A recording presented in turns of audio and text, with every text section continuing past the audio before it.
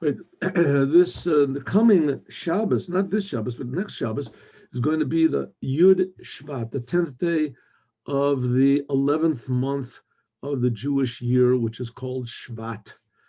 And that was the day that in 1950, Tafshin Yud, the previous Lubavitcher Rebbe, Rebbe Yosef Yitzchak, he passed away. And 1 year later, officially on the same date, was when the present Lubavitcher Rebbe took over.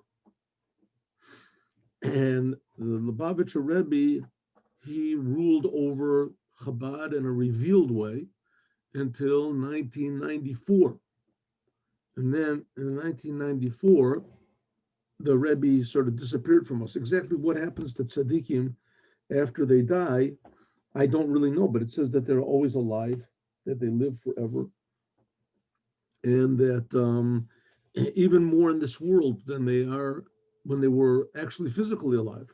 So there must be some sort of a different system that's going on, but we don't really know what a Rebbe is. We don't know what a Jew is. We don't really know what God is. We don't even know what the creation is, what the world is. And that's why the Rebbes are here, why the Jews are here, to make the world a real world. Because with everyone will see and they'll feel that the world is a creation and that God is creating it. And that God is creating it for a purpose, and that the world is tremendously important, and potentially the world is tremendously holy, potentially. But we have to make it that way. How do we see the world as holy? There was at one time, there was a holy temple. The holy temple was a place in this world, and it was holy. You could feel that there was a creator. You could feel that we're being created. You could feel the infinite importance and joy and meaning of this world, of this physical world, everything that happens. What a miracle everything is.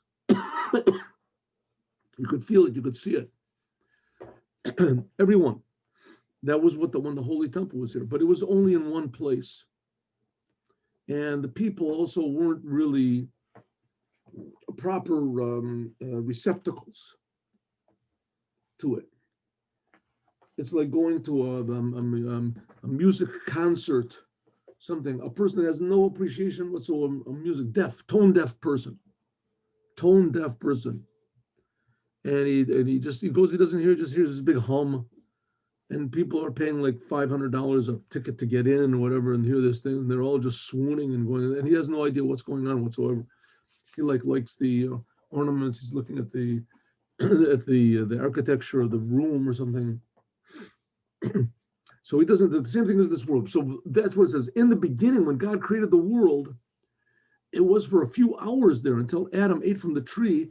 So the world was this beautiful, meaningful, godly place. You could see that everything was here with tremendous intention. Nothing was by accident. And then when Adam ate from the tree, so things sort of got the world got more confused. It became less meaningful and less this, and little by little, that's what happened. It went further and further this in descent, so to speak, that God's presence left the world.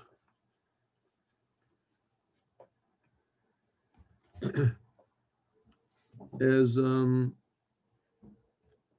then came Abraham. Abraham was the first Jew to reverse the process. He was alone, and he reversed the process. He started bringing God's presence back down by means of his total self-sacrifice, because he didn't really see any results. And after him was Yitzchak, Yaakov, till finally Moshe came, and Moshe, that was like, 2,000 something, 500 years after the creation of the world, Moshe brought the Shekhinah back to the God's presence, the Shekhinah back to the world, and that was in the Holy Temple. And since he did that, then we know it's possible, we can do it, and now each and every one of us is a holy temple, and we have to do this in ourselves, every single one of us. And so that's what was hinted at King Solomon's song, a book that he wrote, which is called the Song of Songs, Shir HaShirim. love relationship between God and the Jewish people in the desert and in giving them the Torah and in the building of the temple. Solomon built the temple, first temple. And it's filled with all sorts of deep secrets and everything. So that's what this is based on. This is what we're going to learn. Okay, this what's called Hasidic discourse has 20 paragraphs to it. 20 paragraphs. Each one has a different, is counted with a different letter, Aleph, Beis, Gimel, Dalet. 20 paragraphs. So when it was originally said by the Lubavitcher Rebbe, Rebbe Yosef Yitzchak. It was said like in the 1920s when he took over. He became Rebbe. I think it was 1929. I have to look and see. And then the Rebbe took when Lubavitcher, the previous Lubavitcher Rebbe, when he came to America, he was already pretty paralyzed. He came in a wheelchair. He came there in 1940. He fled the Nazis. He fled the war. He came in 1940, and he was already in a wheelchair, and it became progressively more paralyzed until by the time this mine was given out, he couldn't speak. The only one that could really understand him was his son-in-law, who became the next Rebbe. That's our Rebbe now, Rebbe Menachem Mendel. And so the Rebbe gathered up from his memoriam that he had written, the previous Rebbe had written, and he published this. This was the last one. This was for this mine was published for the Yud Shvat, for the day he was supposed to pass away. And then when the previous Rebbe passed away in 1950, so every year thereafter, when the Rebbe took over in 1951. So on that year, the sign, in fact, of him assuming the position of leading the Chabad movement, which the whole purpose of the Chabad movement is to, like I said, do what Abraham started, to bring God's presence truly back here in a permanent way, like it was before Adam ate from the tree, and even higher. Before the Lubavitcher Rebbe took over, as the sign that he was taking over was that he explained the first paragraph of these 20 paragraphs. And every year thereafter, he'd explain the succeeding paragraph. In other words, the first year he was Rebbe, he explained Aleph, and the second year he explained Beis. And so the Rebbe essentially was the Rebbe for 40 years. 40 years. And up until 44 years. And every year he explained one of the 20 paragraphs. So it ended up that he explained every paragraph twice, because he went through the whole thing 2 times. So in 1981, that's Tafshin Mem Aleph, 81. So he was explaining the 11th chapter of Bati L'Gani. 1981 and in 1961. He was explaining the 11th chapter. So that's what we're learning today. We're going to learn this. We're going to learn what the Rebbe, the explanation of the Rebbe in 1981, the explanation of the 11th chapter of this mimer that the previous Rebbe said. Okay, what did it say in the 11th chapter of the mimer? Essentially, what does it say? It says the Jews are called the army of God. Siva Os Hashem. The Jews are called the army of God, and they have to fight the battles in this world of God.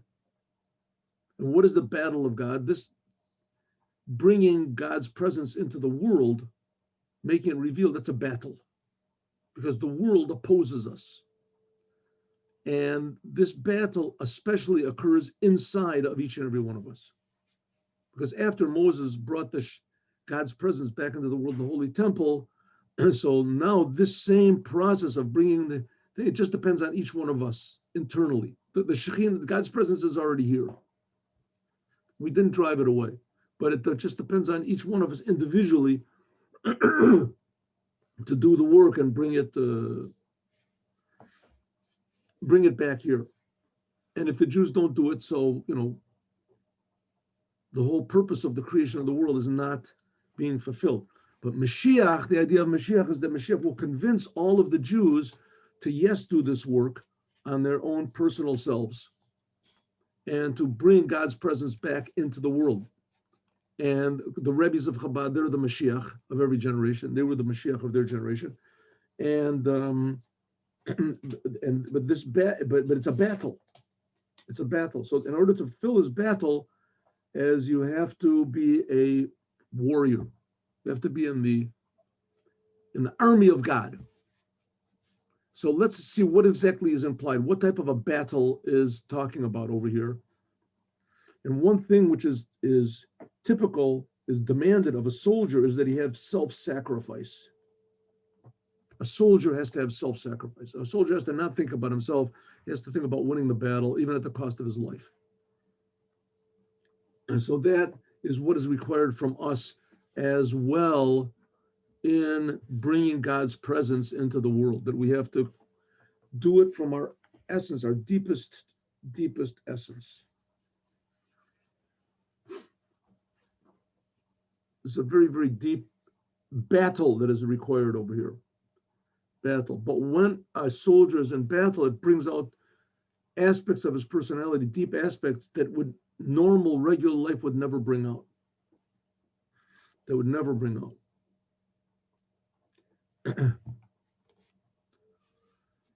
Okay. I'll just throw this in. I don't know what it's worth, but I'll throw it in anyway. Somebody sent me a very short video clip of Trump, the president of the United States, Trump. This must have been 30 years ago, something like that, 40 years ago. He was young and he was always rich. And he said, right now, the situation with Trump is that everybody is abandoning him. And they're all, how do you say, not loyal to him. The people that he trusted and his best friends and etc. So it's like the play Julius Caesar, if you ever saw it in the beginning. His best friends, Attu, Brutus, his best friends, they are perfidious to him, and I saw him that he was saying, it was a very short thing, and it was in an interview, in a television interview, and he said, and what he said before and what he said after, I don't know, but he said, I've considered a lot of times that it would be really worthwhile to lose all of my money temporarily just to see who's really loyal or not. Just to see who's really loyal. And so the person said, well, you can't tell him, and you're a businessman, you can't tell. He said, no, it's impossible to know. You can't know until the last moment. Can't know who's really loyal. In other words, when they say the chips are down, they say, when things get difficult, then all of a sudden the essence of a person comes out. And a person says, hey, I want to save my own skin, I want to save my own life. If he's really got this self-sacrifice or not. Is he really truly devoted?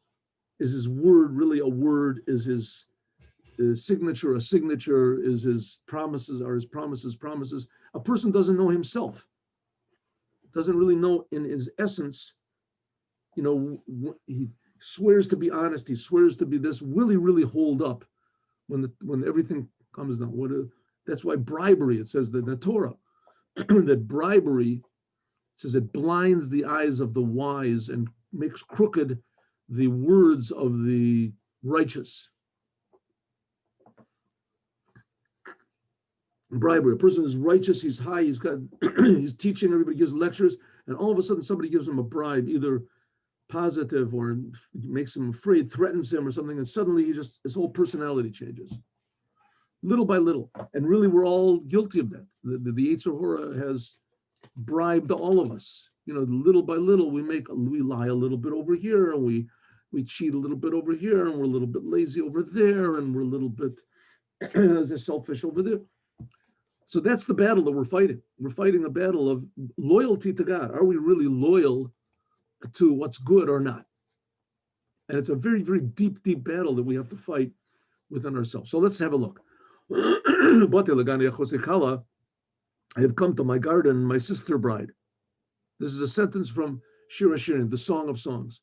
I have come to my garden, my sister bride. This is God speaking. God is saying, I have come to my garden, namely the Garden of Eden, Gan Eden. This is where the world in the beginning, before Adam ate from the tree, was called Gan Eden. It was called the garden. And and God's presence was here. And as soon as Adam ate from the tree, as God's presence went away. And when Moshe came back, and the ensuing generations became worse and worse, until came along Abraham. And Abraham started to reverse the process and brought God's presence down here by means of his self-sacrifice and his loyalty to the Creator. And little by little, it came down to the world until it was in the Holy Temple of Mount Sinai, and the revelation of Mount Sinai got put in the Holy Temple. And that was King Solomon's words. He was quoting God, I have come to my garden, my sister bride. The Jewish people are come sometimes called the sister of God and the bride of God at Mount Sinai. V'yadu Mamar al-Bal, that's known the Mamar of the previous Lubavitcher Rebbe, Sheotzio, that was brought out, it was brought out to be printed, right? The previous Rebbe had said it years earlier, but it was brought out to be printed, Likrat Asiri, on the 10th day of Shvat, Yakodesh, the 10th day, it will be holy. It says, this is talking about a person that has animals and he has to give 1/10 of them. So it says they're supposed to come out, especially sheep, they come out of the pen, and you have to make it that they come out one at a time. And number 10, you put a mark on it, the 10th is holy. This is that the 10th of Shvat, the 10th of the month of Shvat, that's when the previous Rebbe passed away. The 10th is holy, Yud Shvat. Yom Istalk is the day of the passing away, Shalom. Shechozer Venir, and this day returns and awakens Ba'ofan an Nizkarim V'Nasim, in a way that when we mention them, the revelation of the holiness of this day, the 10th day of Shvat, when the previous Rebbe passed away, is mentioned every year. The holiest of all the commandments, we talked about this before, were the sacrifices, the korbanot. That was the holiest of all. And it says that when a tzaddik passes away, it's like a tremendous sacrifice. It's a tremendous revelation in the world. It says the Rebbe that this is revealed every year. And the 10th day of Shvat, which is the anniversary of the previous Rebbe's passing away, like I say, he passed away in 1950. But every year at that date, there is revealed this tremendous revelation of light. Shemevi at the Mamar, that he brings in the Mamar, that HaKodesh Baruch Hu Amar, that God's, from Shir HaShirim, the Mamar from Shir HaShirim, the pasuk from the Song of Songs, that the Kodesh Baruch Hu, that God says, Bati L'Gani L'Ganuni. God says, when King Solomon built the temple, God said, I have come back to my garden, L'Ganuni. Okay, really the temple was built by King Solomon, but actually it was built way before that. It was built like 480 years before that by Moses in the desert. When the Jewish people got out of Egypt, and they received the Torah, right after they received the Torah, so Moshe, a year or whatever after they received the Torah, so Moshe built the tabernacle, a little bit less than a year. He built the tabernacle. And the tabernacle was the holy temple. It was called Mikdash, Asali Mikdash.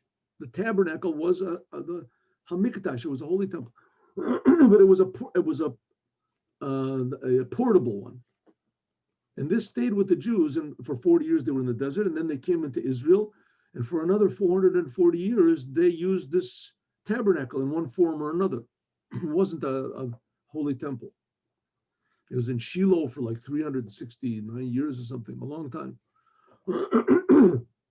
Until finally King Solomon built the temple. So when when Moses built the tabernacle, and especially when King Solomon built the temple, which that was permanent, so God said, I have come back to my garden, L'Ganuni. Ganuni means my wedding canopy. L'Makom Shaya Ikre, the place where my essence was in the beginning. B'shat Briyat Olam, when God created the world.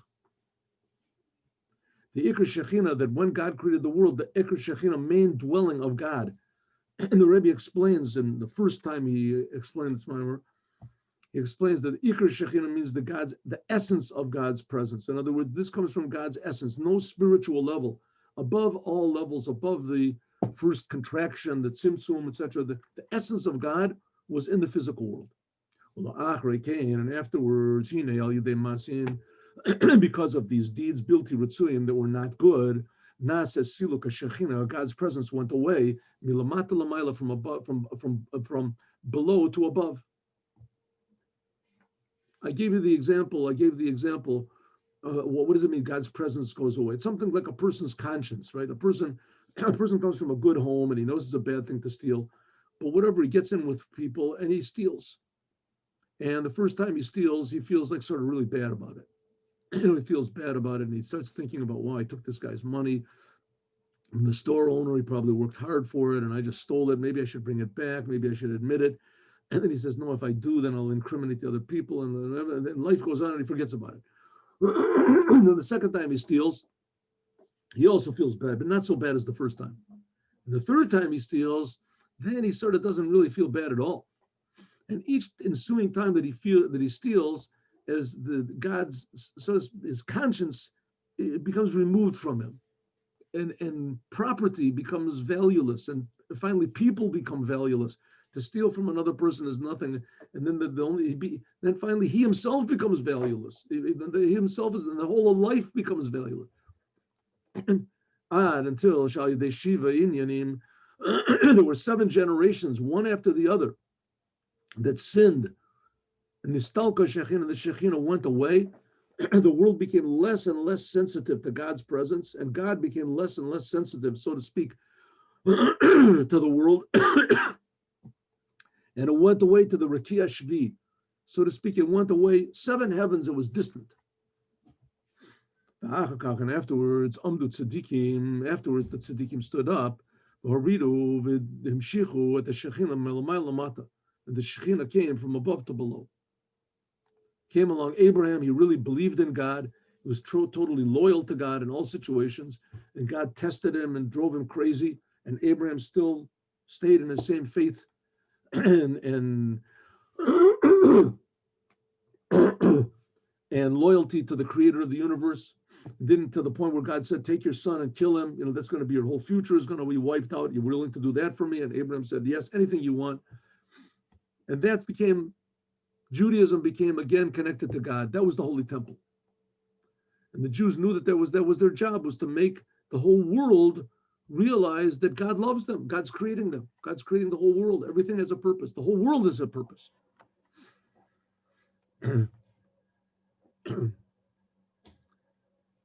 Afterwards came along Abraham, and Abraham started bringing the Shekhinah back down. It began from the Rakia Shvi, from the 7th heaven, until this physical world. Like it says, tzaddikim yirshu oretz v'yishkenu la'ad aleha. It says that the tzaddikim, they inherit the world, and they make yishkenu aleha. They make God dwell on it. Yishkenu, they make God the eternal one, la'ad. It's changing the simple meaning of the words. God, they make the eternal one, the la'ad means the eternal one, they make the eternal one live on it.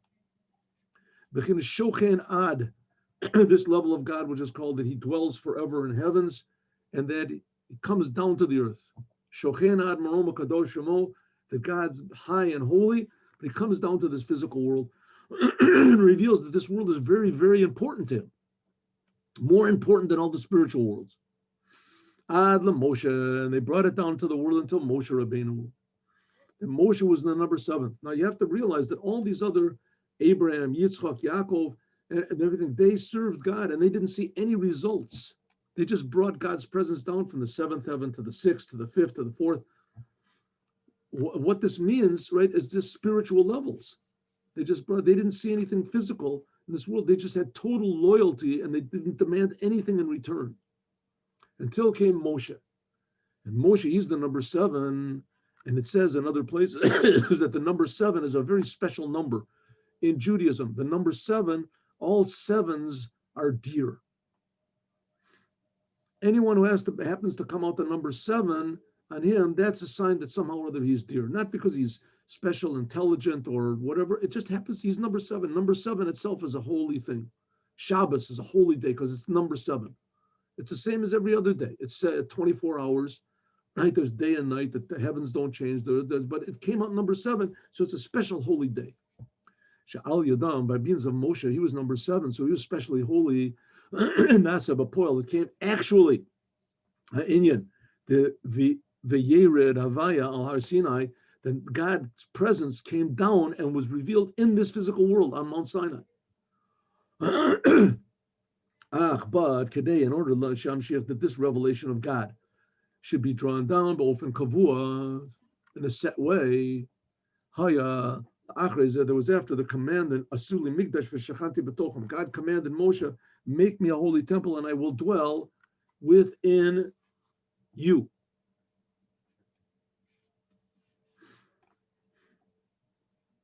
Asuli Migdash v'Shachanti Mesocham, that they should make a holy temple and I will dwell in them. In other words, in the Jewish people. The Jewish people, and it doesn't say I will make me a holy temple and I will dwell in it. It says, make me a holy temple and I will dwell in them, in each and every one. And from the time of Moshe Rabbeinu now, each one of us is a potential holy temple. And if we make ourselves a holy temple, then the real holy temple God will bring the real holy temple here. Shazeh, this is the whole idea of Asiyata Mishkan, making the Mishkan, making the tabernacle in the desert. Even though it says I will dwell inside of them, inside of each and every one. Hare inyan zeh, this naseh was made by means of the temple. God wanted there to be a holy temple, not just in the people, to be in the world, to show that not just people are holy, also the world is holy. The Ikar Shekhinah, that the main essence of God was in this world, the Ikra that it's called Mikdash. It's called a Mikdash. This Mishkan that Moshe made, the tabernacle, which was impermanent, was also called Mikdash. Asali Mikdash was referring to the tabernacle also. Shabo Shura Shechina, that there God's presence was there. Ha'elyona, the highest level of godliness was revealed there. Yishkenu La'ad Alel. And it continues in the Mamar She'inyan Ikari b'Mishkan, that this whole idea of the Mishkan, the holy temple, one main thing is Mashikatuv Asita, the crushing. That in the Mishkan, in the tabernacle, the walls were made from boards. The boards were called crushing. And the crushing, they came from Atze Shitim. They came from Shitim wood that was standing up. Shetochanaki is a Karushim, that the main thing of this making of the Karushim, Atze Shitim, from the Shitim wood, was, who is, Shemahapchim, the Shtut, that was made from wood that was called Shitim wood. And the purpose was to transform the Shtut, the craziness. Shtut Milashan, Shitim is from Shtut, means craziness, the want to call it the wildness. A sheker and the lies. Kerish, the word kerish means a board, but it has the same letters as sheker.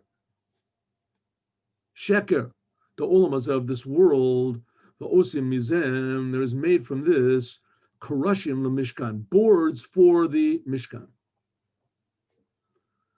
In other words, that was the idea of what happens when God's presence is in here? What happens when God's presence is here? That everything becomes a lie.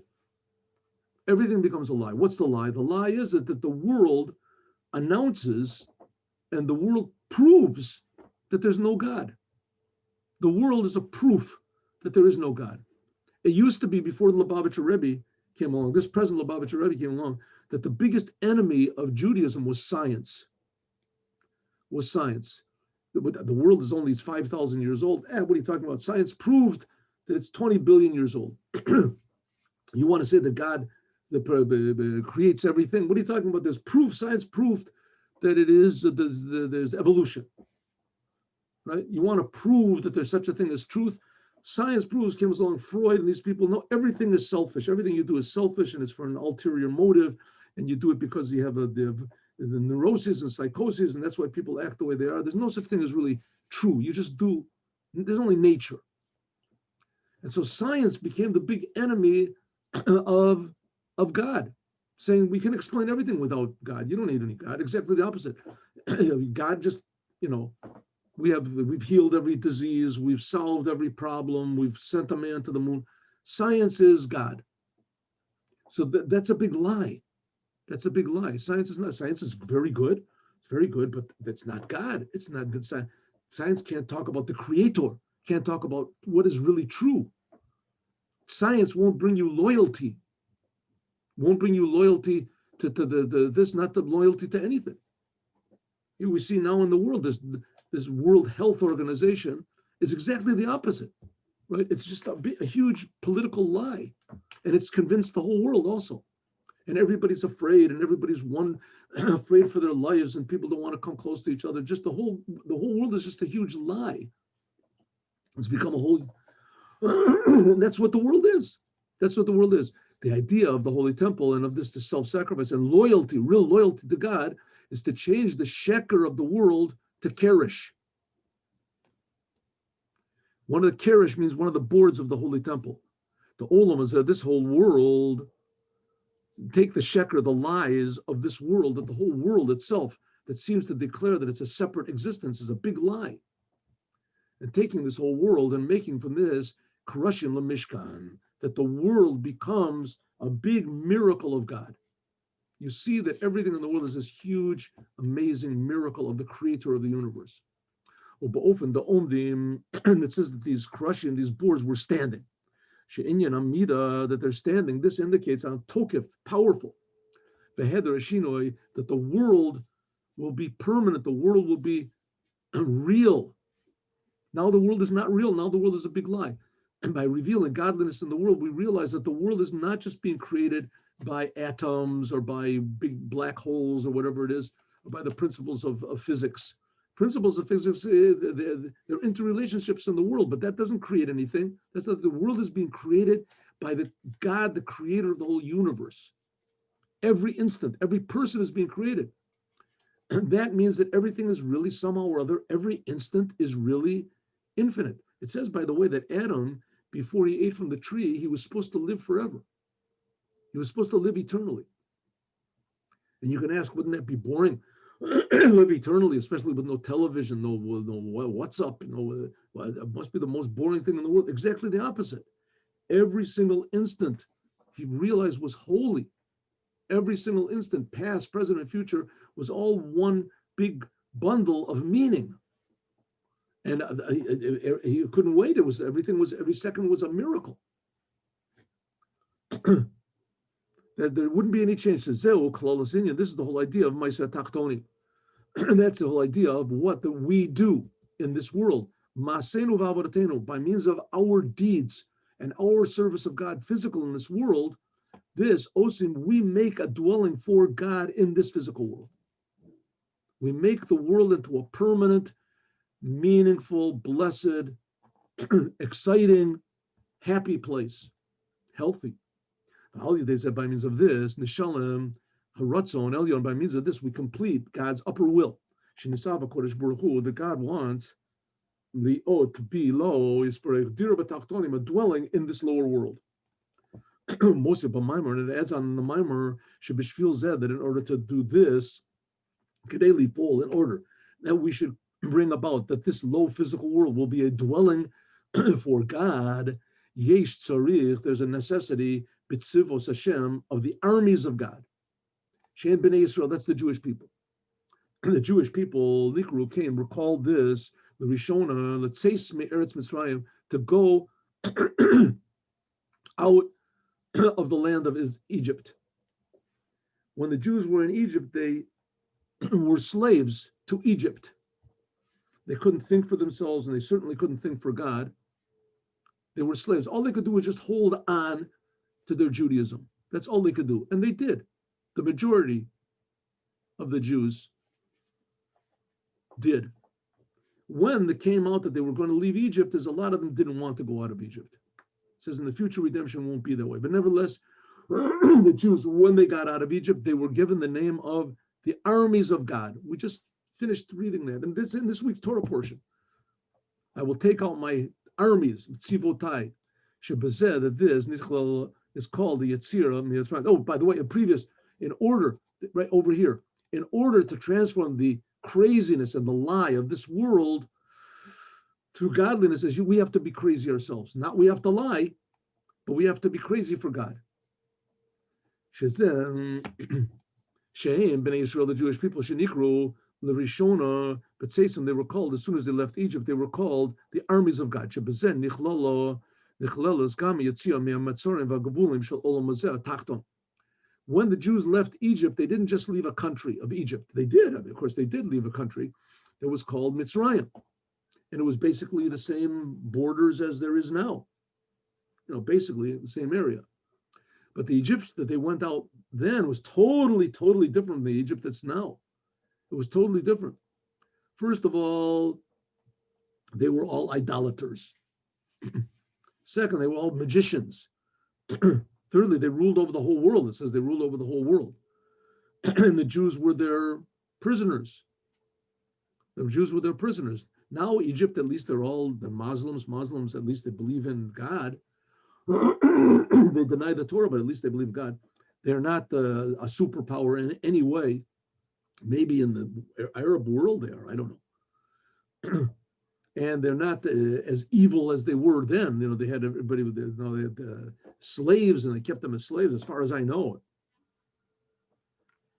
But when they left Egypt, the main thing was not just that they left Egypt. They left all the bound. The word Egypt, Mitzrayim, also in Hebrew, means Meitzarim, boundaries, limitations. They left all of the limitations, all the lies of this world. It means like this, that in the word tzava, there are three meanings. One of them is three meanings. Ha'echad, one of them is chayal, a soldier. Hainu shabbat some that their service is to be like a soldier, ofen anshe tzava, that they have to be fighters, self-sacrificing.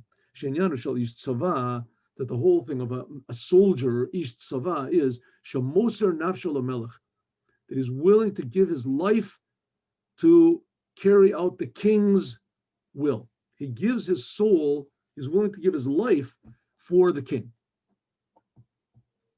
Rosh Tzava, the head of the army, the king, he's the head of the army, and he's the mafaked al tzava, and he's the commander of the army.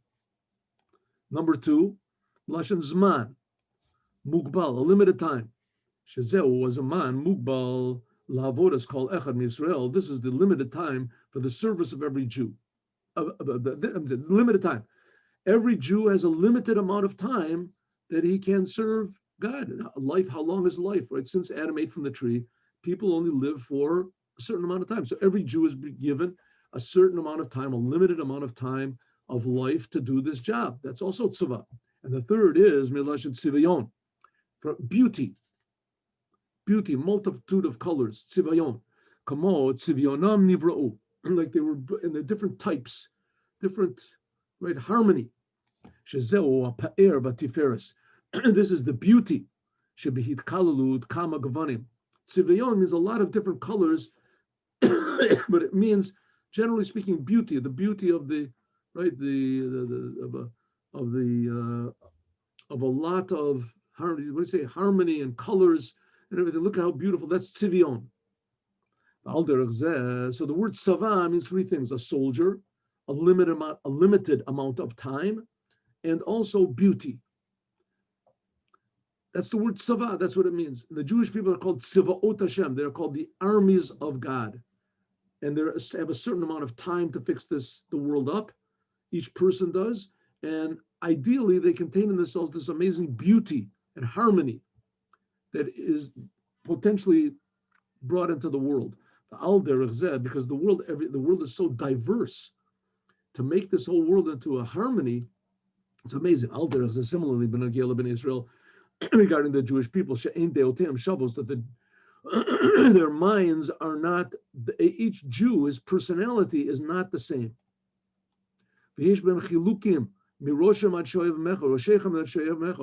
that every single Jew is different, and every single Jew is a different level.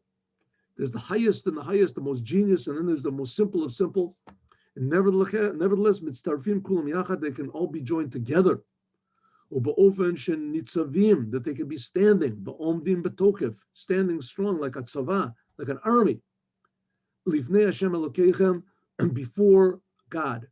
By means of this, by means of the Jews assuming on themselves, each and every one, to be a soldier and to try to bring out this beauty and harmony, and using the time that we have to the best use. Umila shlichos, doing the shlichos, how do you say, the purpose for which we were sent in this world. Then the Jewish people will go out like they went out of Egypt, it said, with an upraised hand. Okay, this is what will continue on, God willing, on Sunday, to understand a little bit deeper why the Jews are called by the name of the armies of God. That the word Tzivaot Hashem, the word Tzivaot is also means an army, but it also is one of the names of God, Hashem Tzvaot. It's one of the names of God that if it's written, you're not supposed to erase it. And we'll talk about that, God willing. It says this is one of the 7 names of God that they're not supposed to erase. What is the explanation about this? We'll learn, God willing, on Sunday. Here is the Yom Yom, today's Yom Yom.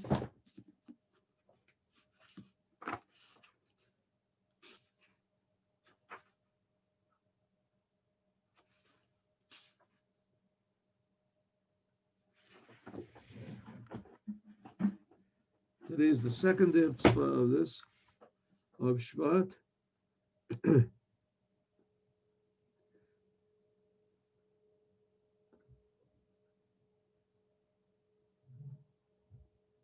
Okay.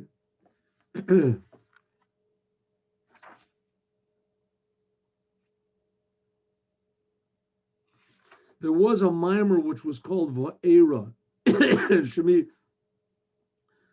which was written. It's not printed in the book Torah or that we learn in the morning. It's sometimes called the religious Va'era. And the Alter Rebbe, the first Rebbe of Chabad, he would say it once every 3 years. And each time he would say almost exactly the same language. His memory was superhuman. It was the same with all the Rebbes of Chabad. The Tzemach Tzedek, the third Rebbe of Chabad, said even though all the words were exactly the same, but every time there was a new light. And my father would say a light is always the same, but the one who gives out the light, Me'or, can always bring out something brand new.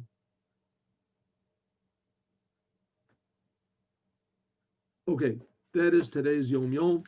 God willing, we'll meet again on Sunday. Shabbat Shalom and Lehitraot.